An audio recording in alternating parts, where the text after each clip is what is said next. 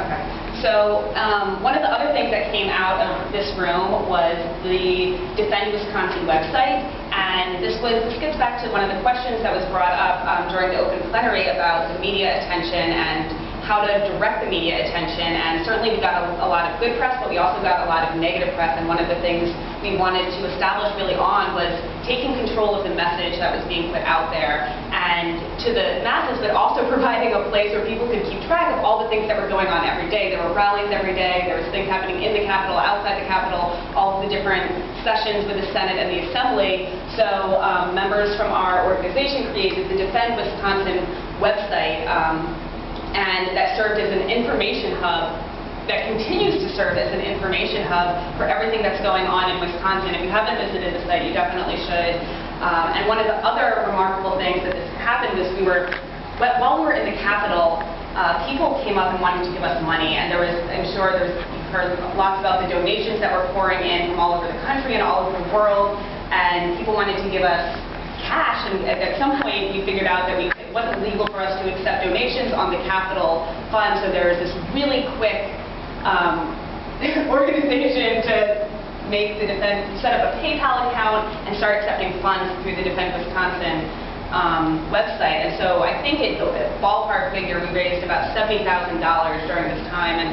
I'll bring this up a little in a bit, but this was amazing, but this also creates some of the internal tensions within movements about once you have this sum of money, and these were people who were donating it not specifically to the TAA, but to the movement as a whole. So it puts a tremendous amount of responsibility on us to make sure that that money is spent wisely, and there was a large number of discussions about how to do that and how to involve different people in the decision-making process of how to spend those funds. So this happened in the middle of the semester. So a lot of us were teaching, we were working, we were both dealing with being graduate students and being activists and union members, and this created a lot of problems, and so each of us had to negotiate individually within our departments with our supervising professors, and some professors were a lot better than others, but it really kind of forced us to bridge the gap between the university and the Capitol and what was going on, and this happened in a number of different ways. Again, people working individually with professors, with the administration. Charity took part in some of those conversations with the administration because we were trying to coordinate some teach-outs in solidarity with the Madison teachers or the Wisconsin teachers stick-outs that were going on so that we could get people to the Capitol out and involve our students, but also trying to figure out what were the boundaries of talking to our students about these issues within the bounds of the university that the university sets, and also getting the school to provide some support for us. And we're both in the sociology department, and I think the sociology department was remarkable. At some point, a group of our students met at like a hotel down the street with a group of sociology professors and just were thinking about like what can they do to help us from the university. And we started collecting letters of support from departments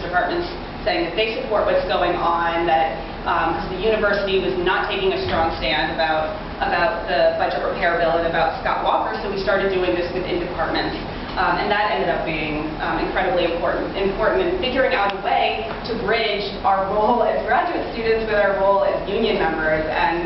it was really an interesting dual role to figure out, I think, for a lot of us. And again, so thinking about how all of this changed our union,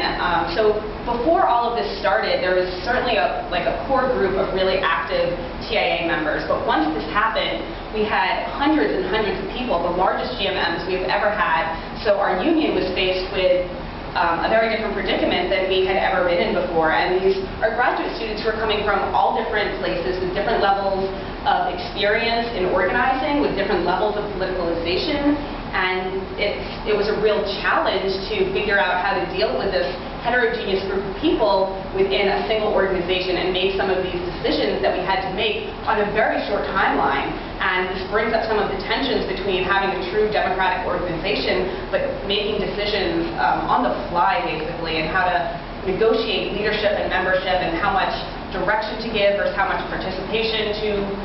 elicit from members. And it's something that we're still working with, and we have a lot of talks even about what are good ways of doing this within our union. So some of the things that ended up happening was there were some like committees that were established when the TAA began in the 60s and through the 80s that had kind of just, we had forgotten about, and they weren't in use, but we started resurrecting these different committees. So we had the Labor Solidarity Committee. We had the Organizing Committee that continues to be one of the pivotal committees in the continuing organizing work that we do.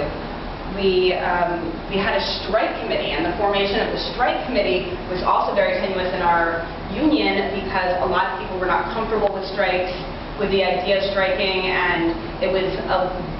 like some of these meetings would last for hours and hours and hours, and it could be quite frustrating, but I also think quite critical to get everyone on the same page to say, no, our forming a strike committee is not our decision to go on strike, it's to figure out what it would take to go on strike. And you can't just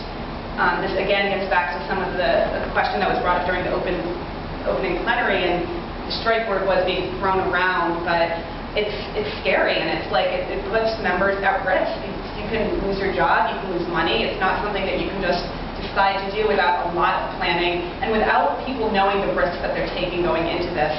So